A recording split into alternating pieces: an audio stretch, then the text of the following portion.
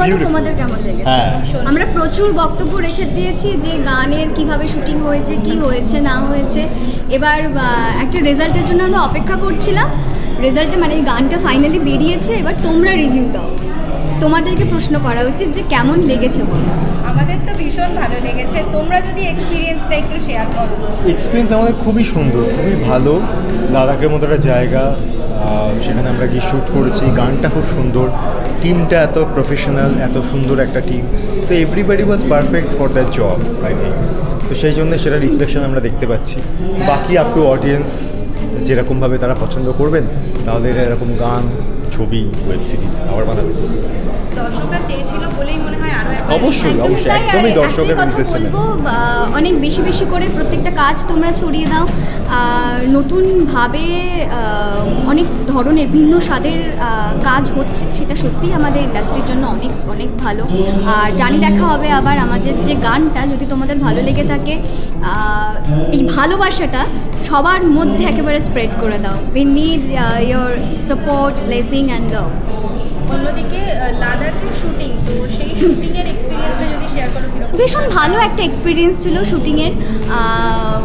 এবার পাহাড় দেখতে যতটা সুন্দর লাগে অন স্ক্রিন, তার পেছনে তো অনেক কষ্ট থাকে, কারণ ওয়েদারটা এমন ছিল, আমাদের টেম্পারেচারটা কখনো গরম কখনো খুব ঠান্ডা লাগছে।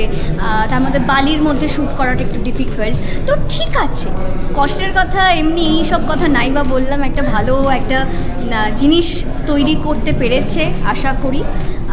তো প্রত্যেকে হার্ডওয়ার্ক আছে, তো দেখা যাক। দাদা বলছিলেন খালি পায়ে ওই যে একটা শট আছে যেখানে ও পুরো স্লিপ করছে, সেটাও হচ্ছে কতবার ওই শটটা দিয়েছে, যে মানে পছন্দ হচ্ছে না বলে।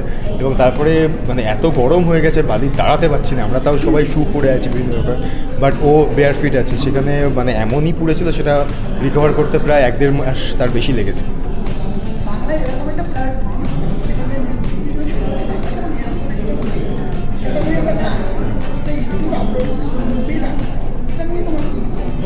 প্রথম হচ্ছে যে বাংলায় আরও এরকম ভালো প্রডিউসার আসুক, যাতে ভালো ভালো কাজ। আর দ্বিতীয় হচ্ছে ইউটিউবের থেকে বড় ওটিটি আর কেউ নেই। তোমাদেরই তো ইউটিউব চ্যানেল রয়েছে, ঠিক আছে। So they are the biggest OTT. So কোনো লঞ্চই ইউটিউবের থেকে বড় লঞ্চ হতে পারে। ইউটিউবের লঞ্চ করা মানে the biggest launch. So we are very much hopeful how audience will react, এবং তারা দেখে কীরকমভাবে আমাদের জানাচ্ছে, সেই প্রতিক্রিয়া পাওয়ার জন্য এখন মুখিয়ে আছে। Let's see. অন্যদিকে দেখা যাচ্ছে যে সিনেমার গানের তুলনায় যারা সিরিয়াল যারা গান বানাচ্ছে বা সিঙ্গেল মিউজিক অ্যালবাম যেগুলো হচ্ছে, তার প্রতিক্রিয়া তুলনামূলক কম দেখা যাচ্ছে। তো সেটা নিয়ে দর্শকদেরকে আবার সিঙ্গেল মিউজিক অ্যালবামে ফিরিয়ে আনার জন্য কি দেখো, এটা একটা খুবই মানে অদ্ভুত জায়গা। এটা এখন ভবিষ্যতে কি হবে, আদৌ কী হতে চলেছে, এটা আমি জানি না। তবে আমি এইটুকু জানি যে প্রচেষ্টাটা এরা করেছে, সেটার মধ্যে একটা নিষ্ঠা রয়েছে, এবং এরা চেষ্টা করছে একটা ভালো কিছু করার। এবার সেটা যদি এটার প্রথম পদক্ষেপ হয়, ওয়েল অ্যান্ড গুড।